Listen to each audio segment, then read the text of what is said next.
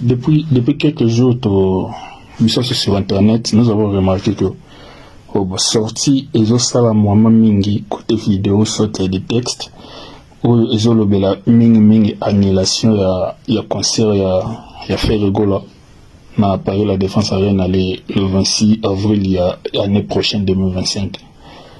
Alors bloko wana ba genre ya communication wana ils ont ça vraiment ba gola d'esprit faible ou bazala trop paniqué ou ba comprendre vraiment que l'essence ou ce contexte ya communication muto sala. Tout le monde a plusieurs reprises la récente sortie ya Marc Tabou et pas David Mombele où a insinué que Tigali donc Tigali a joué qui est pour que conseil à faire rigoler à l'annulé n'a pas la défense rien parce que Bagola va se m'habiller. Mais en vrai dire c'est quoi?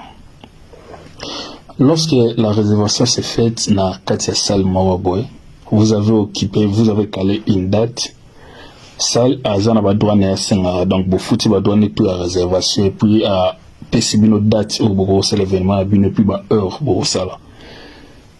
Donc les restes étalés sur salité. Les restes étalés saleté. Ça veut dire botte gaba billet, Sal Azana droit il y a quoi annuler événement na binoté.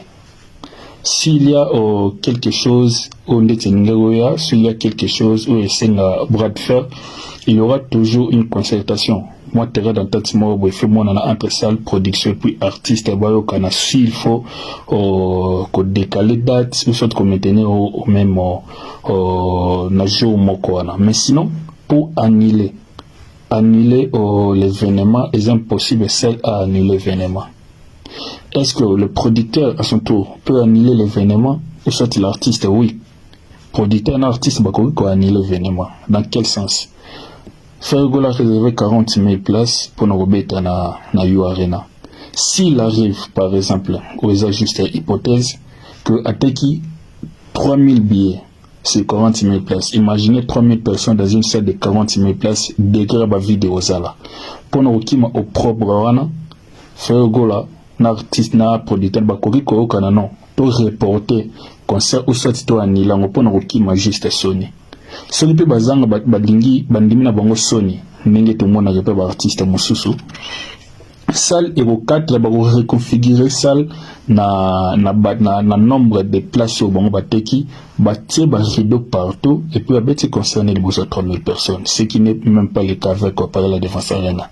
Alors tonga tout le baboy ba sorti nous ce bima ke ba annuler concert parce que va billet eza juste motivation pour ça la ba golois bo somba ba billet parce que biso tout oza ko espérer que ba billet et si là au moins cette année 2024 pour probabilité il y a quoi annoncer deuxième date même n'a pas la Défense Arena sur d'accord Hotel Arena et mon en 2025 donc le temps on a de janvier jusqu'à avril date mo mon wana.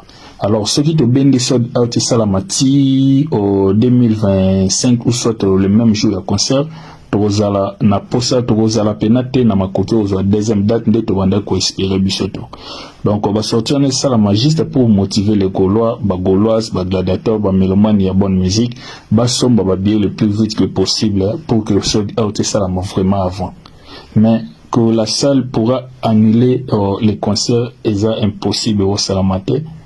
Au moins producteur puis l'artiste abayo kanaba annuler l'événement mais sinon la salle n'a pas ces pouvoirs à annuler l'événement moi dans un bon celui ça là pour ça annuler l'événement c'est que façon que ça bon en réservation qui alors salle badi eza y a racine eza salle privée eza salle y a l'état na niveau France ba disposant pour un événement sous parce que eza business bazo ça alors mon côté dans les pambara pas bimisa baro bimisa moté donc conseil eza toujours maintenu plutôt Gaulois.